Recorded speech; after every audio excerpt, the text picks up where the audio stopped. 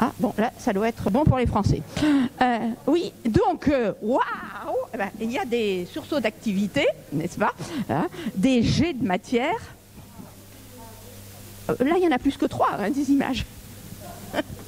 Bon, et il y a des sursauts spectaculaires, surtout quand les Français marquent un but, n'est-ce pas? Et en particulier, on peut dire que les sursauts spectaculaires, il y en a eu, par exemple, au mois de février 2016, donc quelques mois après le passage au Périélie, et il y en a eu encore un petit peu plus tard. Pour vous donner un ordre de grandeur de bilan, on pense que lorsqu'il y a en moyenne, enfin au maximum, quand la comète était relativement proche de son périhélie, et Rosetta a pu calculer que par minute, il pouvait s'échapper 200 tonnes de matière à peu près. Ce qui est quand même pas mal. Hein. Alors d'ailleurs, il y a une partie de matière qui retombait sur le noyau de la comète. C'est comme ça qu'on a du régolithe qui se forme. Hein. Et des estimations toutes récentes disent que la perte de matière du noyau de la comète, qui représente d'ailleurs peut-être 1 mètre en épaisseur ou autre, ça représente à peu près 0,1% de la masse totale de la comète. Bon, je vais essayer d'éviter tous ces détails, hein, c'est pas le sujet. Alors, les grandes choses qu'on a trouvées vraiment originales sur le noyau de la comète, c'est non seulement qu'il y avait des organiques, on s'en doutait depuis longtemps, hein, que cette phase en organique, elle était constituée de molécules organiques complexes, mais surtout que la proportion d'organique, si vous le regardez en haut en masse ou en dessous en volume, eh bien vous vous rendez compte qu'il y a à peu près autant d'organique que de minéraux, je parle de matière réfractaire, n'est-ce pas, qui est dans les poussières, dans les particules solides, et même en volume, parce que les molécules organiques vont être moins denses que de la matière silicatée. Vous voyez qu'il y a beaucoup plus de matière organique que de matière silicatée. Ça peut laisser rêveur. Et puis, je parle à propos de ces poussières que j'aime beaucoup, je dois l'avouer, non seulement de leur composition, mais aussi de leur structure. Leur structure est une structure typique en agrégat. Hein. On le voit sur ces belles images qui ont été obtenues avec l'expérience Cosiscope par Yves Langevin. Vous voyez à cette échelle de quelques centaines de microns, on a l'impression qu'il y a plein de petits morceaux. À une échelle encore plus fine qui a été obtenue avec le microscope à force atomique, et là c'est des résultats de Turid-Manel, eh bien vous voyez des grains, des agrégats de grains. Là, c'est avec un microscope à force atomique, donc on peut dire une récupération d'image en 3D. On n'obtient pas directement, récupération. Hein. Et tout ça, ça vous rappelle peut-être un petit peu les agrégats que Antonella nous montrait dans sa simulation tout à l'heure, quand il y a la toute petite origine du système solaire. Et d'ailleurs, le fait qu'on ait une structure hiérarchique, que l'on ait une dimension fractale assez faible, on voit vraiment qu'on tombe totalement là-dedans. Bon, venons-en, il est temps, hein, à des analogies entre comètes et astéroïdes. Hein. Bon, alors, chose triviale, si on s'intéresse à la forme, des objets bilobés, il y en a aussi bien pour des astéroïdes que pour des comètes. Et là, vous voyez à la fois une image radar de Cléopatra et une image obtenue par les Chinois de Toutatis, et tout ça des objets un peu bilobés. Présence de régolithes, donc ces poussières qu'il peut y avoir sur la surface. Hein, le premier à avoir vu ce genre de choses, c'était Neil Shoemaker avec la mission sur Eros, et plus récemment, bien sûr, on a vu ça aussi, surprise, hein, pour aussi Churyumov, Gerasimenko, avec comme des dunes qui proviennent de changements de température essentiellement. Et encore dans les analogies, et là, c'est pas seulement des analogies, je devrais dire, c'est que dans certains cas, la distinction entre astéroïdes et comètes est assez subtile.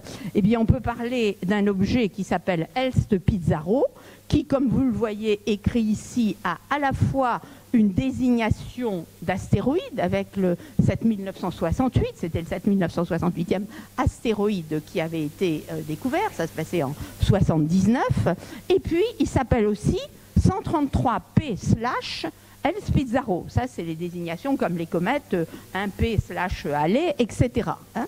C'est-à-dire que cet objet, eh ben, il a une activité, justement une activité qui est récurrente avec sa période. C'est-à-dire chaque fois qu'il passe un peu moins loin du Soleil, eh bien, il y a quand même de l'éjection de matière, hein, probablement par sublimation de glace. Et on arrive à cette notion de certains astéroïdes qui doivent être fort riches en glace. Hein. Et puis, il y a aussi, on peut citer aussi un objet qui avait été désigné P 2013 R3, hein, qui s'est désintégré lentement. Alors, quand on regarde les images, ça fait penser aussi à une chevelure autour d'un noyau cométaire, mais c'est peut-être simplement la désintégration d'un tas de débris, ces astéroïdes formés de Rubble Pile, si je reprends l'appellation anglaise. Et oui, c'était un astéroïde ayant cette forme effet Yorp. Alors donc, il y a quand même des analogies, des choses subtiles, et puis il y a des vrais faux amis, pourrais-je dire. Hein.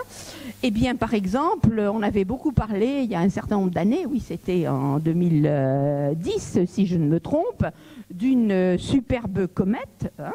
Et cette superbe comète qui avait été observée par le système linéaire au sol, quand on en a pu en avoir en bas à droite de meilleures images venant du Hubble Space Telescope, eh bien, on s'est rendu compte que c'était simplement un astéroïde qui s'était trouvé certainement subir un impact. Hein, et ce qu'on voyait, la superbe queue à l'arrière, la superbe traîne, eh c'était simplement des poussières qui étaient repoussées. Hein, et on s'est rendu compte ensuite que tout ça, c'était un objet appartenant à la famille Flora. Alors dans le cas des, je ne sais pas si c'est des vrais faux amis, Phaéton est un astéroïde tout à fait fascinant, non seulement parce qu'il a un H de plus quand on l'écrit en anglais que quand on l'écrit en français, ça c'est pas très grave, mais suivant les auteurs, eh bien c'est soit un astéroïde, soit une comète. Alors c'est un géocroiseur qui a fait des découvertes il y a pas mal d'années déjà, qui a une orbite qui a un peu de type cométaire. Là c'est une image radar qui a pu en être obtenue. Ah, mais alors ce qui devient intéressant, c'est que cet astéroïde, c'est le corps parent d'un essaim, je pourrais dire, d'étoiles filantes, hein, les Géminides, que l'on voit à la mi-décembre normalement. Et ce que c'est peut-être, hein, je dis bien peut-être parce que je crois que personne n'a la science infuse en la matière, c'est peut-être simplement un noyau cométaire, c'est un objet très sombre d'ailleurs, hein, qui appartient à ce qu'on appelle les noyaux cométaires dormants ou défunts. Dormant, ça veut dire que maintenant il y a tellement de régolithes sur la surface que sur la surface il ne reste plus du tout de glace ni même sous la surface, donc il ne peut pas devenir actif. Et défunt, ça veut dire circuler, il n'y a rien à voir, il n'y a plus du tout de glace, c'est ce qui reste quand un noyau cométaire est usé, si je puis dire. Et puis, ce qu'il faut dire, c'est que tous ces petits corps non différenciés, hein, qui ce soit des astéroïdes, comme il a été dit avant, ou que ce soit des comètes, eh bien, ils ont gardé des traces du jeune système solaire, justement parce qu'ils ne sont pas différenciés. Hein. D'ailleurs, je préfère les appeler primordiaux que primitifs. Je trouve que ça fait plus chic, hein, mais enfin, c'est juste pour plaisanter un petit peu. Hein. Que l'on parle d'astéroïdes de type C ou D, hein, carbonés, sombres, qui se trouvent dans la partie externe, vous l'avez vu, de la ceinture principale, hein, ou d'objets de Kuiper qui sont pourvus de glace, tout ça, ça présente quand même des analogies avec les noyaux cométaires. Continuons, et maintenant, je voudrais vous parler de ces poussières, qu'elles soient cométaires ou astéroïdales, d'ailleurs, elles ne vont pas rester sagement à côté de leur corps parent. Hein. Donc, si je parle des petites poussières qui sont éjectées par les noyaux dans les chevelures cométaires, eh bien ces poussières se trouvent progressivement repoussées par la pression du rayonnement solaire. Alors là, j'adore cette figure parce que c'est peut-être cette photo, pardon, c'est peut-être la plus belle photo qu'on ait obtenue ces dernières années, enfin il y a déjà un certain temps, hein, puisque c'était en 2007, avec la comète Magnotte, qui avait été découvert, comme son nom l'indique, par Magnotte, et c'est lui-même qui a obtenu ces magnifiques images dans l'hémisphère sud, donc à Siding Springs. Et ces queues de poussière, elles ont un aspect blanchâtre, tout simplement parce qu'elles sont lumineuses à cause de la lumière solaire, et tout ça, ça va s'étirer dans le milieu interplanétaire. Autre chose que l'on connaît depuis quelques dizaines d'années, c'est aussi ce qu'on appelle en anglais les cometary trails, que j'ai envie de traduire plutôt que par traîne cométaire. Hein. Ce sont des débris de plus grande taille qui sont visibles dans l'infrarouge. Hein. Et donc tout ça, ça part petit à petit dans le milieu interplanétaire. Et je dois dire aussi, bien sûr, il y a aussi les débris de collision entre astéroïdes et des bandes constituées par ces débris au niveau de la ceinture d'astéroïdes. On a pu en mettre en évidence. Et donc maintenant, ce nuage interplanétaire, bon, je vais passer très vite là-dessus, c'est juste pour faire un peu de physique tranquille, pour vous dire que les poussières qui se trouvent dans le milieu interplanétaire, évidemment, elles sont soumises à la gravité du Soleil, elles sont soumises à la gravité de toutes les planètes et de tout ce qui traîne dans le système solaire, mais elles sont aussi soumises à la pression du rayonnement solaire. Et vous voyez que évidemment, la pression du rayonnement solaire, ça va être dans le sens opposé à la gravité solaire, et il est intéressant de comparer les deux forces. Eh bien, en fait, ce qui se passe, on parle parfois d'un paramètre bêta, etc., mais ce n'est pas la peine. Enfin, si, je pourrais dire quand même que ce qui joue là-dedans, c'est pas seulement la taille des particules, c'est le produit de leur taille, hein, ce que j'ai défini par le D dans la petite formule là-haut, par leur densité.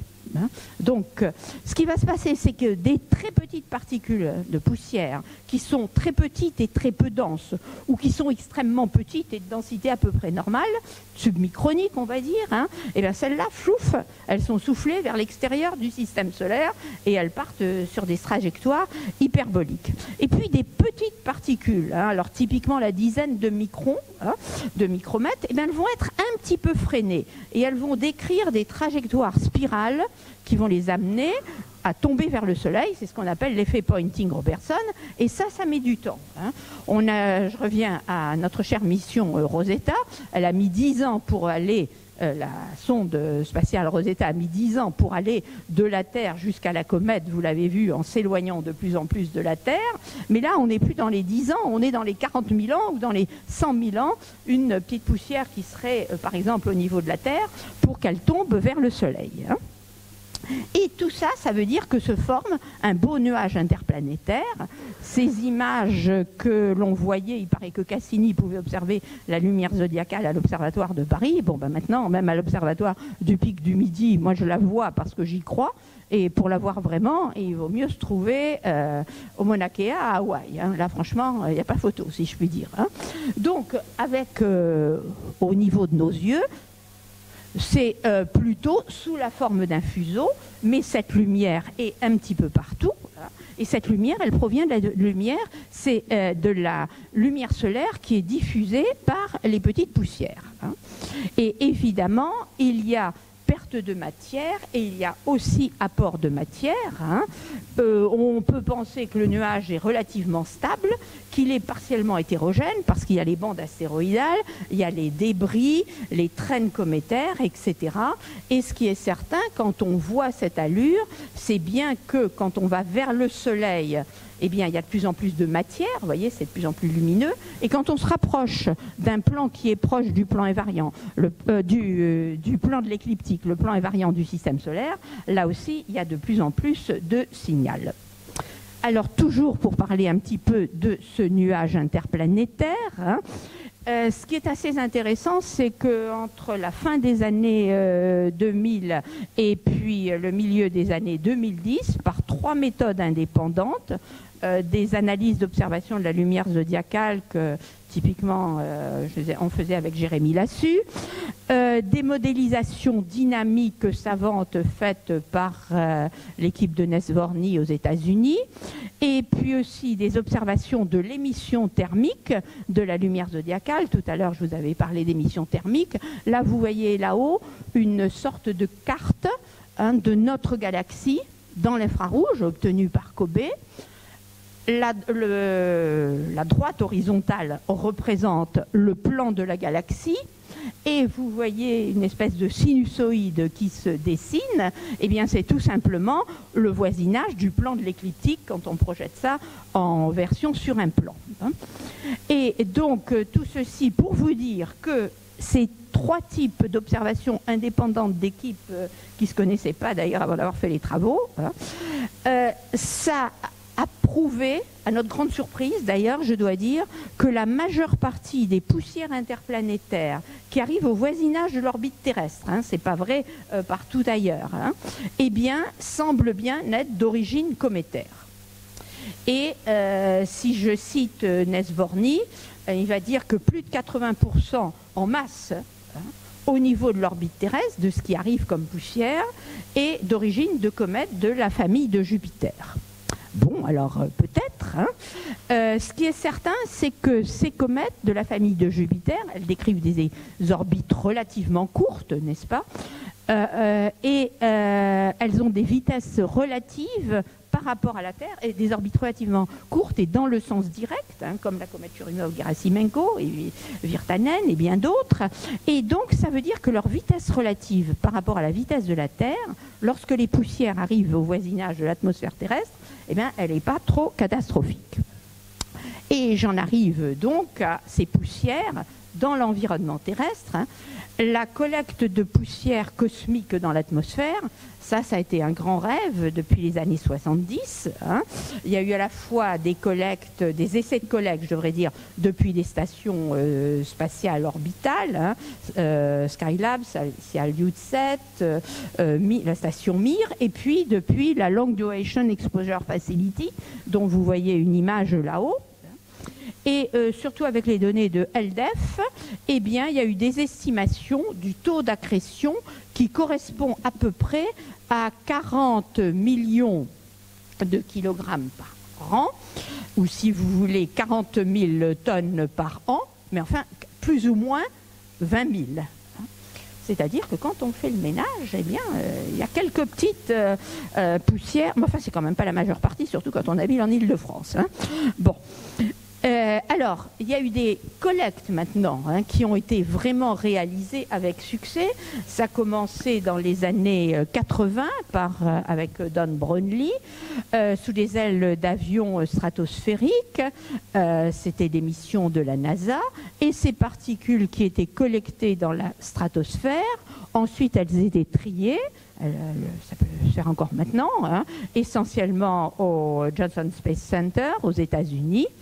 Parce que là-dedans, il y avait évidemment plein de poussières d'origine terrestre. Ça peut être des poussières de feux de forêt, de que sais-je, des débris orbitaux, bien entendu, et des poussières extraterrestres, ce qu'on appelait aussi des poussières cosmiques, qui sont surtout interplanétaires et qui sont appelées assez curieusement IDP, pour Interplanetary Dust Particles, qui sont collectées dans la stratosphère, pour être précis.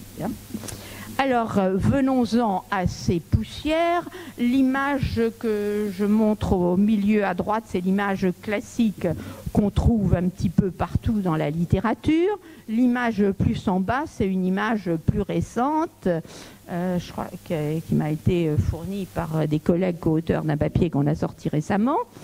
Et là-dedans, la classification classique de ces particules collectées dans la stratosphère, qui sont donc des choses qui font quelques dizaines et plus de microns, c'est entre les chondritiques et les non-chondritiques. Et parmi les chondritiques, donc avec des chondres, ce qu'on voyait précédemment, il y a celles qui ont cette structure très poreuse d'agrégats qui nous intéressent parce qu'aujourd'hui, avant, on disait ça doit être cométaire, mais maintenant, on est bien obligé de dire que ça ressemble incroyablement en composition et en structure au cométaire. Je vais aller très vite pour vous dire qu'il y a aussi des poussières cosmiques qui sont collectées au sol depuis les années 80, essentiellement dans l'Antarctique, essentiellement par les groupes français, Jean Duprat, Cécile Ingrand, etc., et des groupes japonais, et certaines qui nous intéressent tout spécialement sont celles qui n'ont pas fondu, qui sont toutes belles et qui sont appelées les Ultracarbonaceous Antarctica Micrometeorites, UQAM, c'est plus facile à dire, hein, et elles sont collectées loin de toute source de pollution, en altitude, à plus de 3200 mètres d'altitude, dans de la neige. Et là encore, l'origine cométaire, qui avait été suggérée à l'époque de Stardust, est de plus en plus confirmée aujourd'hui. Et donc, pour en terminer, hein, j'ai envie de vous dire que Rosetta, bah oui, on l'avait appelée Pierre de Rosette, bien avant que même la mission ne soit décidée, comme vous le montre cette vieille image dans laquelle on voit à la fois en haut la nébuleuse de Rosette, au milieu le noyau de la comète de Halley et en bas des météorites, une coupe d'une météorite carbonée. Eh bien, ça nous suggère l'apport de molécules carbonées complexes sur la jeune Terre. Alors, c'est ce que Antonella disait tout à l'heure. Par les impacts directs, c'est tout à fait possible. Mais ce qui est certain, c'est que quand des comètes sont précipitées dans le système solaire interne, bien sûr, elles peuvent se cracher, comme dans la belle vue d'artiste, sur la Terre, mais elles peuvent aussi très simplement disperser énormément de poussière dans le milieu interplanétaire. Et Nesvorny, que je citais tout à l'heure, estime que le nuage interplanétaire, en matière de densité en particules, était à peu près 10 000 fois plus dense à cette époque qu'il ne l'était aujourd'hui. De toute façon, il n'y avait personne pour en prendre des images, hein, bien entendu. Bon. Et ce qui est intéressant, c'est que ces petites poussières très riches en matière carbonée, quand elles arrivent sur ces orbites qui ont été, ces orbites spirales qui sont freinées, elles descendent dans l'atmosphère de la Terre, que ce soit l'atmosphère de la Terre primitive ou aujourd'hui, très lentement, à cause de leur structure très floconneuse, leur très faible densité. Et ça veut dire que la matière carbonée a plus de chances d'ajouter.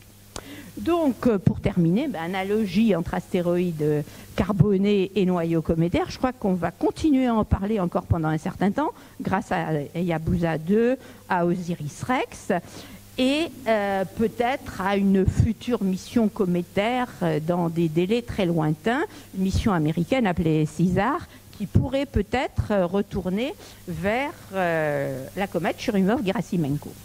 Et alors, de façon plus exotique, eh bien, pour être collé avec la réalité, puisque je vous montre des résultats qui sont sortis dans Nature le 27 juin de cette année, hein, eh bien, on avait parlé il y a quelques mois d'Oumuamua, hein, un astéroïde qui avait traversé le système solaire. Alors, tout ça, c'est des vues d'artistes, hein, admirables. Hein. Mais depuis que cet astéroïde a traversé le système solaire, des collègues ont fait des grands travaux pour estimer très proprement son orbite dans le système solaire, ont vu qu'il était soumis bien sûr à de la gravité, mais aussi à des forces non gravitationnelles, hein, qui pourraient venir d'éjection de matière, etc., etc. Et je vous remercie de votre attention. Merci. Merci beaucoup. Donc, on va passer à la session de questions. Oui. Je me suis juste permis de rajouter dans mes remerciements, avec des points de suspension, parce que j'oublie tous ces grands nombres de collègues que j'apprécie beaucoup, mais j'ai aussi mis les noms de 2 collègues et amis qui sont décédés au cours de ces tout derniers mois. Avancez les chaises. Oui, merci beaucoup. Maintenant, on va passer à la session des questions-réponses. Moi, j'avais déjà une question pour rester sur les comètes. Je vais poser peut-être une question bête. Est-ce qu'il y a des comètes qui peuvent devenir astéroïdes? C'est un petit peu ce que je vous disais tout à l'heure en parlant de Phaéton. Phaéton, c'est peut-être une comète dormante ou défunte, une comète éteinte. Quand elle a perdu toute sa glace. Qu'elle a perdu toutes ses glaces, parce qu'il y a des glaces de plein de choses, et que ces glaces ne sont plus, qu'elle n'est plus active, allons-nous dire simplement, à ce moment-là, on ne peut pas voir la différence. Il faudrait aller sur place, et si on voyait une surface très tourmentée qui témoigne de beaucoup d'éjections de matière, on pourrait avoir des idées. D'accord, merci. Alors, en réalité, la différence entre comètes et astéroïdes, la vraie différence, avant on pensait les comètes c'est des glaces, les astéroïdes sont plutôt des roches. En réalité, la définition vraiment pour les distinguer quand on les observe, c'est l'activité ou pas d'activité. Donc tout objet qui n'ont pas d'activité sont classés comme astéroïdes. Donc les objets transneptuniens, au-delà de Neptune, dans lesquels les comètes viennent, sont classés astéroïdes. Et donc dès qu'il y a une activité, ça devient une comète. Mais bien sûr, maintenant on a plein d'objets de la ceinture astéroïdale qui ont de la glace et qui sont quand même des astéroïdes où il y a des comètes de la ceinture astéroïdale. Donc les mélanges, ça devient de plus en plus complexe. Alors, est-ce que vous avez des questions? Notre ami, alors Gilles, vas-y. Attends, on passe le micro. Donc j'avais une dernière question pour Antonella qui concerne toujours Hayabusa 2 puisque c'est aussi l'actualité. Est-ce qu'il serait possible que l'un des prélèvements se fasse sur le pôle? En tout cas, on a l'impression qu'il y a une petite calotte, entre guillemets, très claire sur le pôle. Et là, ça sera tous les mappings qu'on va faire dans les prochains 2 mois pour choisir les 3 sites d'atterrissage des rovers, des petits landers, mais aussi pour l'échantillonnage. Donc c'est dans les 2 derniers mois qu'on va décider tout et en octobre, on saura où on va faire les Donc ça peut être loin de l'équateur, entre guillemets. Il faut des sites qui sont sûrs aussi d'un point de vue ingénieristique. Il n'y a pas trop de montagnes, des cratères profonds, des choses comme ça. Mais naturellement, il faut qu'ils soient les plus intéressants. Donc c'est les pôles. Il y a un lieu qu'on pense qu'il soit plus jeune, plus important, plus intéressant chimiquement et compositionnellement. Ça sera sans doute un des sites, peut-être des prélèvements pour un lander. On a l'impression qu'au pôle Nord, là, il y a quelque chose de très intéressant. Je suis d'accord avec vous. Des questions? Moi, là-haut, il y a un monsieur qui veut poser une question. Moi, j'en ai une de base. L'eau des océans terrestres, est-ce qu'elle vient des astéroïdes ou des comètes? Qui se sent... Ça, c'est pas une question idiote. C'est une très bonne question parce que c'est un petit peu comme les modes, si je puis dire. Je travaille sur ces objets depuis suffisamment longtemps pour avoir vu qu'il y avait un effet de mode. Et cet effet de mode, j'ai envie de l'expliquer par le fait qu'on ne connaît très bien, alors il se trouve que c'est le rapport de l'hydrogène à un isotope de l'hydrogène, le deutérium, qui peut donner des informations là-dessus. Et ça a été assez amusant parce que 2 expériences différentes, complètement... vraiment avec des approches très différentes sur Giotto, donnaient la même valeur pour ce rapport des sur-H. À la suite de ça, les résultats ont été publiés, on était contents, c'était intéressant. Et il y a eu des gens qui n'avaient pas pensé qu'il y a quand même des millions peut-être de noyaux cométaires où il y a eu, et encore autant, si ce n'est plus, d'astéroïdes, qui ont dit toutes les comètes ont tel rapport des sur-H. Ensuite, on s'est rendu compte que plus il y avait de mesures de fait sur les comètes, plus ça changeait. Au point que le premier résultat très très propre qui a été obtenu sur Churyumov-Gerasimenko, qui n'était peut-être pas le résultat le plus remarquable obtenu par la mission Rosetta, il a fait la une de tous les médias. Ah, c'est pas le même rapport des sur-H, donc d'où l'eau. Ah oui, j'ai lu dans la presse, l'eau terrestre ne vient pas de la comète Churyumov-Gerasimenko. Ça, on s'en serait douté de toute façon, puisqu'elle existe encore. Donc je pense, je sais